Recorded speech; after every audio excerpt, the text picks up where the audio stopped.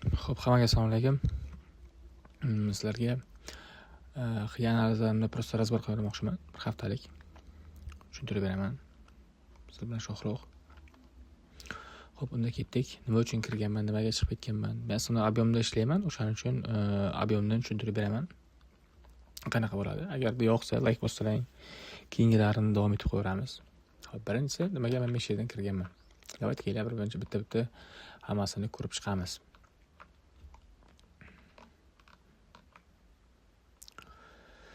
Bu yerda nima bo'lgan edi? Hozir analiz qilamiz yana kattaroq. Xo'p. Bu yerda ko'radigan bo'lsak bizlar, nima uchun bu yerda bizlar qilganmiz? Menda ikkita ob'yom bor edi, ya'ni qayersa ob'yom. Mana bu ob'yom bor edi. Bu birik bo'lgandan keyin bizlarda eng boradigan joy mana bu bor edi. Va bundan reaksiya berdi. Mana bunga tez qilib yuqoriga chiqargandi. Va oxirgi eng katta ob'yom esa mana bu yerda P ob'yom. P obrazli ob'yom bo'ladi bu yerda. O'shaning uchun o'sha reaksiya berish kerak edi. O'shaning uchun shuni kutdim. Keyin esa pastga qarab zilga ochdim. Va bizlarda ikkita tek bor edi, ya'ni zonamiz. Bu yerda hammasi o'sha bir-birini tez qilgan edi. Ana bu yerda qolib ketgandi, o'sha tez bo'lgan edi. Mana bu pastga tushib, mana bu yo'q qildi. Undan keyin mana bu va bizda mana bu bor edi. Va o'sha yergacha kirdim keyin selga. Va kutib turganingizdek pastga reaksiya berib, undan keyin yuqoriga ketdi. Va bu meni birinchi сделкам. Xo'p.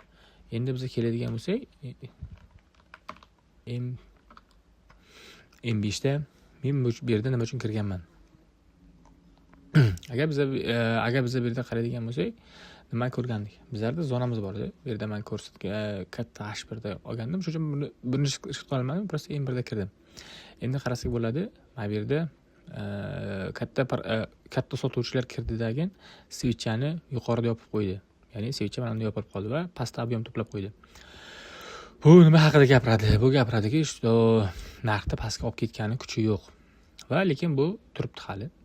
O'shaning uchun men mana shu zonagacha borish kerak. Nima uchun shu yergacha? Chunki bu yerda hammasi o'yindan chiqib ketgan edi. Va oxirgi qolgan ob'yom mana shu edi. Bu mana bunga tez qilgan edi. Va keyin narx pastga tushdi, shu yerdan kirdi. Va mana shu yergacha ushlab turishim kerak edi. Va keyin mana e'tibor berganingizdek, meni zonamga yetib bordi. Bu qayerda bo'ldi? Bizlarda zonamizga, ya'ni bu yerdan harakatlanib, undan keyin asosda bu narx chiqib bordi. Mana ko'rib turganingizdek harakatlandi. Xo'p, endi biz keyingi setapga o'tadigan bo'lsak, bu yerda men nima uchun sel kirgandim? Menda bu yerda 1 ga 4 bitim ishlab bergan. Buni biz ko'radigan bo'lsak, nimaga shunaqa bo'lgan edi? Qaranglar. Narx har doim struktura bo'yicha harakatlanadi. Ya'ni kelgan, bu yerda ob'yom yig'gan, range bo'lib va ob'yom yig'ib ketdi. Va yuqoridagi maksimal zonamga yetib bordi. Undan keyin biz e'tibor beradigan bo'lsak, bu yerda bu zona, mana bu zona уже birik bo'ldi. Va bizga shuni gapiradiki, что narx bu endi pastga razворот berdi. Xo'p, shunday ekan, bu yerdagi pastdagi zonadan bo'yna ko'rsatib yuqorida ko'rsatganimdek, bu setup bilan yuqoriga chiqqandi.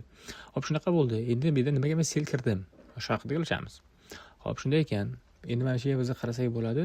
Bu M5 da kirilgan. H1 zonada mana bu yerda P obrazli ob'yom qolib ketgan va o'sha yerga naq bordidagi mana ob'yomni pastga buzib qo'ydi. Va buni tez qildi. Va biz keyingi boradigan zonamiz albatta qayer bo'ladi? Bu pastdagi ob'yom.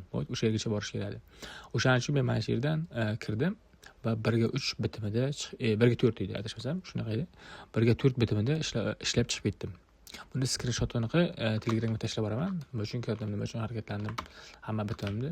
Keyingi bitimim esa qaysi bo'ladi menda? Endi qarasalaring bo'ladi. Bu yerdan men sil ishlagandim.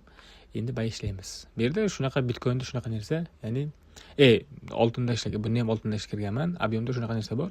Xohlagan joydan kirib, xohlagan paytda chiqish mumkin. Chunki bu yerda switchning ichini ko'rib turasiz. Shunaqa gaplar. Endi qaranglar. Bitta narsani aytadigan bo'lsam, bizlarda mana bu zonamiz bor edi. Bunga tez qilib narx qaytdi. Xo'p, endi tushunsak, bunisini tushundikmi? Mana ob'yom ketdi, bu ob'yom ketdi. Endi biz shuni bilishimiz mumkinki, bizlarda keyingi ob'yomimiz, ya'ni mana bu yer bor edi. Chunki buni bozor kelib reaksiya berdi, urib o'tolmadi. va shuni biz aytishimiz mumkinki, bizlarda keyingi boradigan zonamiz mana bu yerdagi объем, ya'ni maksimumdagi объем, undan keyin mana bu объем bor edi. Ko'rib turganlaringiz, maksimumdagi объем bor, undan keyin tak yuqoridagi объем bor edi. Keyin men mana shu yerdan kirdim, pastga tushib kelgan payti mana ko'rganlaringiz mumkin, ko'rishlaringiz mumkin. Reaksiyasidan, ya'ni mana bu yerdan test qildi. Bu undan keyin keyingi объемda mana bu yerdagi P объемdan reaksiya olib ketdi va aytgan zonamga bordi va undan keyin mana bu yuqoriga ham bordi, lekin уже men chiqib ketgandim. Bu yerda 1/3 bitimimiz bor edi. Shunaqa gaplar. Xo'p. Undan keyin bu yerda Bitcoinga kirganman. Nima uchun kirdim men bu yerga selga? Bizda ko'rishlaringiz mumkinki, что meni ikkita zonam bor edi, ya'ni треугольник deydi.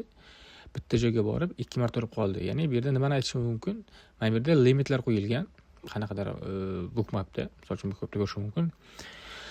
Bu yerda limitlarda ko'radigan bo'lsak, bizlar bitta zonaga 2 marta bordi va urib o'tolmadi. Undan keyin esa pastki zonani bu buzib qo'yish kerak emas edi. Buzib qo'ygandan keyin men mana shu yerdan silkirib tashladim stop tushiga qo'yib. Nimaga bu по-любому harakatlanish kerak edi. Undan keyin narx pastga tushib, mana ko'rib turganingizdek o'ynab pastga ketdi va meni zonam mana bu yerdagi pastdagi объем edi. Chunki mana ular hammasini yuqorida test qilib bo'lgan va narx keyin esa ko'rib turganingizdek pastga qarab harakatlandi.